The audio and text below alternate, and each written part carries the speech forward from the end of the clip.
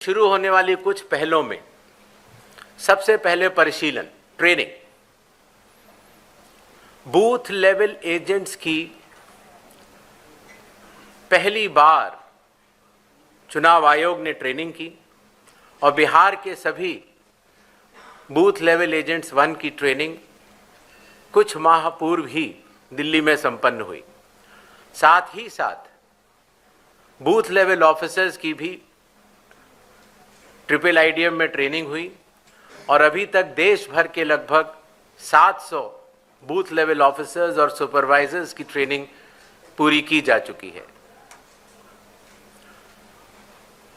साधारण तौर से पुलिस ऑफिसर्स की ट्रेनिंग जिला या स्टेट में ही होती थी, लेकिन इस बार एक मानक के तौर पर उसको दिल्ली में भी ट्रेनिंग शुरू की गई।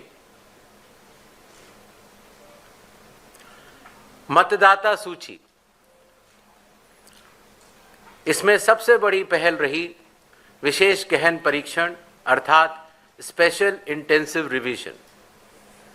ये कार्य 24 जून 2025 से शुरू हुआ और कालावधि पूर्ण होने से पहले ही समयबद्ध तरीके से सभी मतदाताओं के सहयोग के साथ समाप्त हुआ।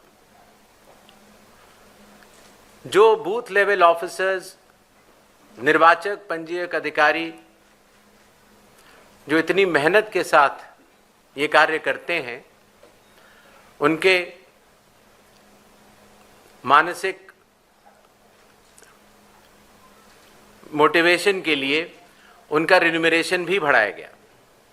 काफ़ी वर्षों के बाद ये पहली बार हुआ और ख़ास तौर से ईआरओज़ और एईआरओज़ को पहली बार ऑनरेडियम देने की व्यवस्था की गई। पहले ये बात सुनने में आती थी कि वोटर कार्ड मिलने में बहुत देरी होती है, इसलिए चुनाव आयोग ने वोटर कार्ड के वितरण की हर चरण की एनालिसिस करते हुए अब उसको 15 दिन के अंदर हमारे मतदाता को मिल जाए ऐसी व्यवस्था की। बूथ लेवल ऑफिसर्स को जब वो मतदाता के पास जाएं तो मतदाता उनको सुगमता से पहचान पाएं, इसलिए बूथ लेवल ऑफिसर्स के लिए भी फोटो आईडी कार्ड्स शुरू किए गए। कंडक्ट ऑफ इलेक्शंस, विकास की गति के साथ चलते हुए हर जगह ये समस्या मतदाता लोग बताते थे कि कई बार जब लाइन में खड़े होते हैं तो मोबाइल की आवश्यकता पड़ती है। आजकल मोबाइल कोई नहीं छोड़ना चाहता, तो इसलिए बूथ के कमरे के ठीक बाहर मोबाइल जमा कर अपना वोट देने के बाद ठीक बाहर आएं और अपना मोबाइल ले जाएं। ऐसी व्यवस्था की ट्रायल की जा चुकी है पिछले बाई इलेक्शंस में और बिहार में ये पूरे राज्य में लागू होगा, सभी 90,000 पोलिंग बूथ पर। फिर एक बात ये भी समझ में आई कि जो मतदाताओं को वोटर इंफॉर्मेशन स्लिप दी जाती है, जिससे कि उनको पता लग जाए कि ये बूथ कहाँ पर है और अगर चाहें तो पहले भी जाके देख सकते हैं, उसमें बूथ की संख्या और पता बड़े फॉन्ट में, अगर आप देखेंगे इसमें तो लाल रंग से उसमें चौकोर किया हुआ है, तो बड़े फॉन्ट पर आप दूर से ही देख सकते हैं, जिससे कि आप अपने मतदान केंद्र में बड़ी सुगमता के साथ जा सकते हैं। इलेक्शन कमीशन ने टेक्नोलॉजी का सहारा कई वर्षों से लिया हुआ है। धीरे धीरे करते करते लगभग 40 एप्लीकेशंस बन चुकी थी, जिसको कि हर मतदाता को या स्टेक होल्डर को बार बार अलग अलग लोड करना पड़ता था। इसलिए सबको मिलाकर एक कंप्यूटर प्लेटफॉर्म तैयार किया गया, जिसका नाम है one stop digital platform ECI net. इसका प्रोग्रेसिव इम्प्लीमेंटेशन अभी जारी है और बिहार में इसको लागू भी किया जाएगा और उसके बाद भी अगर कोई काम बचेगा तो उसको पूर्ण करेंगे। कई बार ये बात भी आती थी कि चूंकि पोलिंग स्टेशंस पर मतदाताओं की संख्या 1500 या उससे अधिक हो जाती थी तो बहुत लंबी लंबी क्यूज लग जाती थी और खास तौर से आखिरी घंटों में क्यू को मैनेज करना मुश्किल भी हो जाता था। इसलिए चुनाव आयोग ने संयुक्त निर्णय लिया कि अब बिहार से शुरू होकर पूरे देश तक किसी भी मतदान केंद्र में 1200 से ज़्यादा वोटर नहीं होंगे, जिससे कि वोट डालने में हमारे मतदाताओं को सुविधा मिले। कानून के अंतर्गत कैंडिडेट्स पोलिंग बूथ के कुछ दूरी के बाहर अपने बूथ्स लगाते हैं। कई बार वो लोग भी मतदाताओं को सहूलियत देने के लिए उनका मार्गदर्शन करते हैं कि आपका बूथ ये वाला है या उस कमरे में है। तो पहले ये काफ़ी दूर लगाने की अनुमति होती थी, अब 100 मीटर की दूरी पर पोलिंग स्टेशन से हर प्रत्याशी अपने बूथ लगाने के लिए स्वतंत्र है। पहले ये बात भी आती थी कि जो वेबकास्टिंग है, जो पोलिंग बूथ के अंदर जो वेबकास्टिंग होती है वो कहीं 50% या कम से कम 50% या 60% बूथों पर होती थी, और अब बिहार से शुरू होकर पूरे देश में जब भी चुनाव होंगे 100% वेबकास्टिंग हर पोलिंग स्टेशन पर की जाएगी। कई बार प्रत्याशियों ने यह बात कही कि जब ईवीएम पर जो बैलेट पेपर या कागज लगता है उसमें जो उनकी फोटो आती है वो ब्लैक एंड वाइट होती है और इसलिए मतदाता को पहचानने में कई बार दिक्कत हो जाती है। हालांकि चुनाव चिन्ह तो रहता है, और साथ ही साथ ये भी बात आई कि सीरियल नंबर भी बड़ा होना चाहिए। तो इसलिए बिहार के चुनाव से शुरू करके पूरे देश में अब सीरियल नंबर का फॉन्ट भी बड़ा होगा और प्रत्याशियों की फोटोग्राफ वो कलर्ड फोटोग्राफ लगाई जाएंगी। मतगणना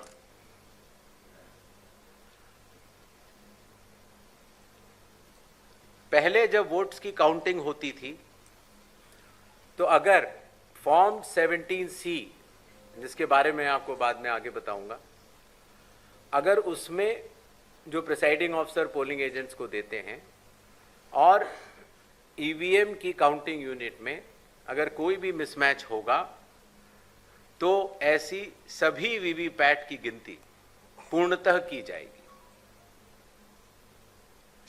इसी तरीके से पोस्टल बैलेट्स की गिनती भी ईवीएम के आखिरी 2 राउंड से पहले पूर्ण करना अनिवार्य होगा और ईवीएम के आखिरी 2 राउंड उसके बाद ही शुरू होंगे। नेक्स्ट, और सबसे बड़ी बात, जब चुनाव खत्म हो जाता है तो उसके बाद हमारे सारे मीडिया कर्मी और काफ़ी लोग ये जानना चाहते हैं कि कितने वोटर्स थे, कितने लोगों ने वोट किया, कितनी महिलाओं ने वोट किया। ये सारा डिटेल इंडेक्स कार्ड में अवेलेबल होता था और पहले हम इसको अलग से लेकर फिर चुनाव के समाप्त होने के बाद काफ़ी दिन लग जाते थे इसको इकट्ठा करने में, उसके बाद हम इसको वेबसाइट में डालते थे। और अब चूँकि धीरे धीरे ECI नेट का प्रोग्रेसिव इम्प्लीमेंटेशन हो रहा है, इसलिए ये डिजिटल इंडेक्स कार्ड्स चुनाव खत्म होने के कुछ दिनों के भीतर ही आप सभी को देखने को मिलेंगे। ये था छोटा सा एक ब्यौरा जो बिहार अब पूरे देश को राह दिखाने जा रहा है। 17 नए इनिशिएटिव्स जो कि बिहार में सफलतापूर्वक कुछ लागू हो चुके हैं और कुछ कंडक्ट ऑफ इलेक्शंस में लागू होंगे और कुछ काउंटिंग में लागू होंगे। इसके पहले कि हम लोग सवाल जवाब का दौर शुरू करें, कुछ चीज़ें मैं आपको बतलाना चाहता हूं। भारत में चुनाव संविधान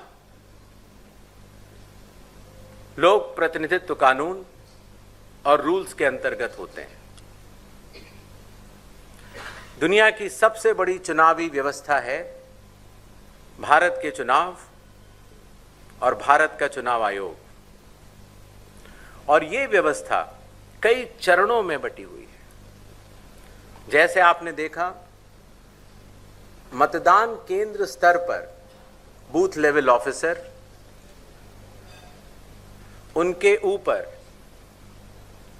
इलेक्टोरल रजिस्ट्रेशन ऑफिसर अर्थात ईआरओ अर्थात निर्वाचक पंजीकरण अधिकारी, जो कि एसडीएम स्तर के होते हैं। जो मतदाता सूची होती है उसको बनाने की जिम्मेदारी ईआरओस की होती है।